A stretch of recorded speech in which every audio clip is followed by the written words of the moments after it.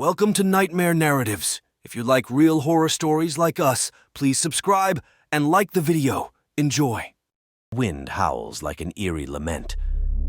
I found myself driving down a remote winding road in the heart of nowhere, the pitch-black night surrounding me. As the rain battered my car and my windshield wipers worked in vain, I couldn't help but feel a sense of isolation that made my skin crawl.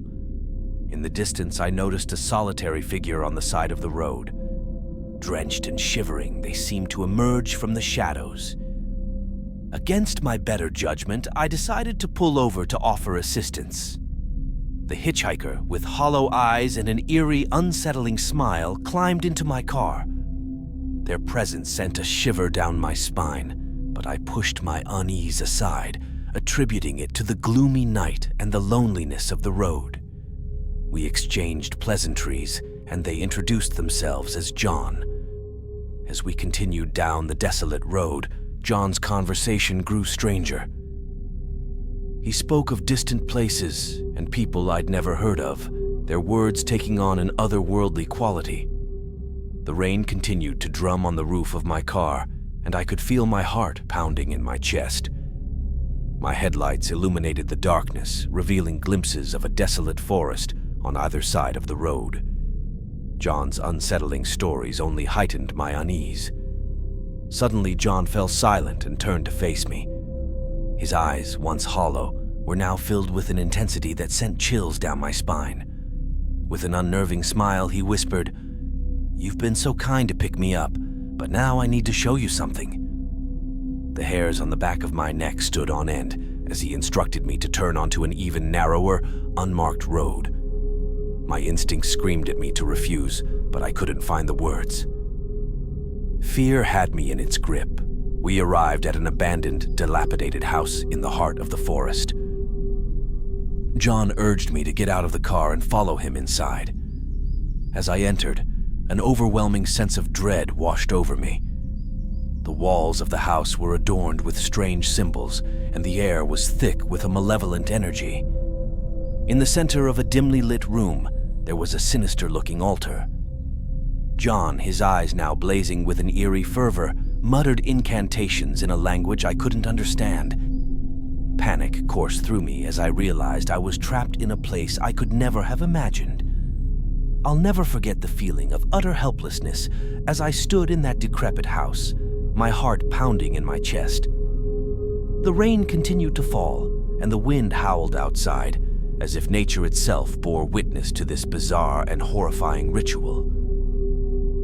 What happened next, I struggled to put into words, for it defied all reason and logic.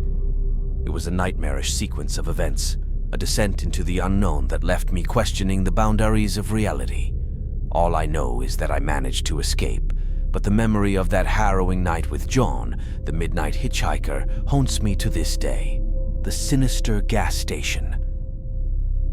It was a dark and stormy night, and I found myself on a cross-country road trip, miles from civilization. The rain lashed against my car, and the wind howled with a malevolent edge, as if nature itself was warning me to turn back. My gas gauge dipped perilously low, forcing me to pull into a desolate gas station, the only structure for miles. The station's flickering fluorescent lights cast eerie shadows across the worn pavement.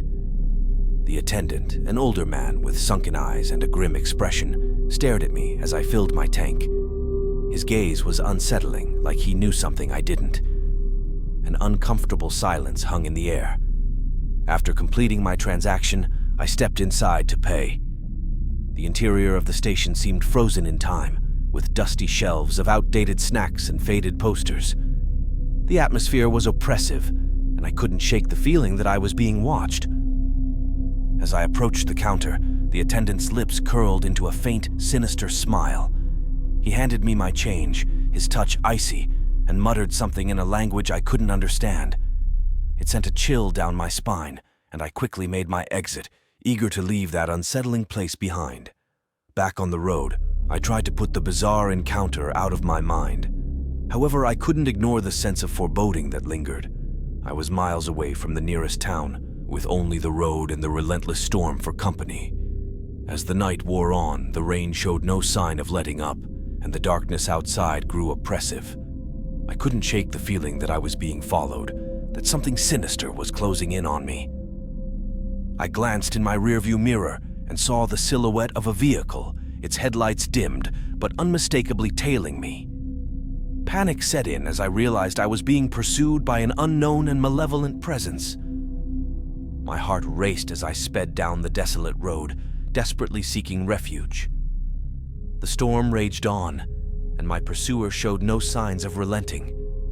Just as I thought I couldn't go on any longer, I spotted the dim glow of a distant town on the horizon.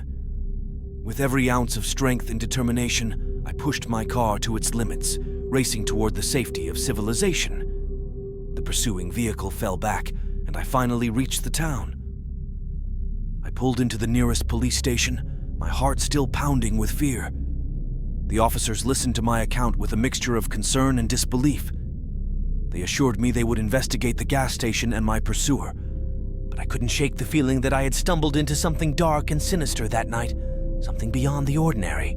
The Motel of Shadows.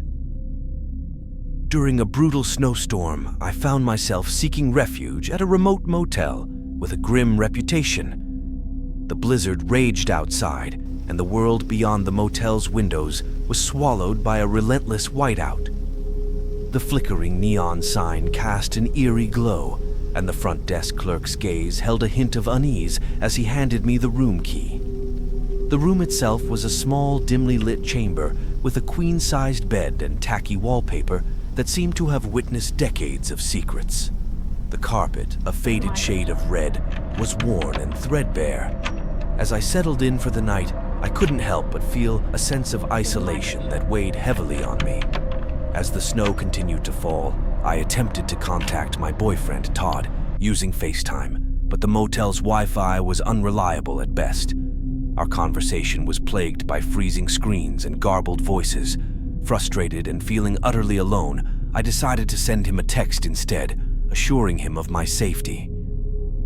Just as I was about to put my phone aside, I heard a faint noise emanating from the bathroom. My heart skipped a beat as I strained to listen. The bathroom door was closed, and I couldn't recall whether I had left it that way. The possibility of an intruder sent a shiver down my spine.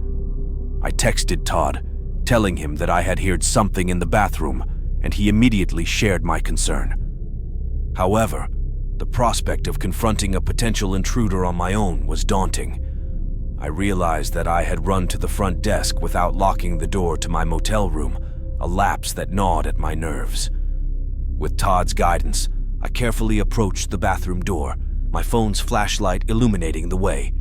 The suspense was almost unbearable, but when I reached the bathroom, I discovered that it was empty. Relief washed over me as I realized I had allowed my imagination to run wild. However, my sense of safety was short-lived.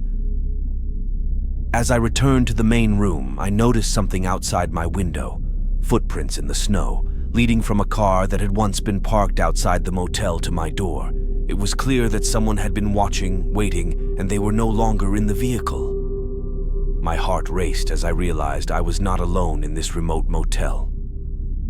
I locked the door to my room and hurried to the front desk, where I frantically recounted the events to the motel's clerk. His response was a cold, emotionless directive to wait in the lobby. I couldn't help but feel that he was more concerned about protecting the motel's reputation than my safety. Time seemed to drag as I waited in the dimly lit lobby, my senses on high alert. I had no choice but to trust the motel's staff to handle the situation. However, the minutes ticked by, and I began to lose hope that they would act swiftly.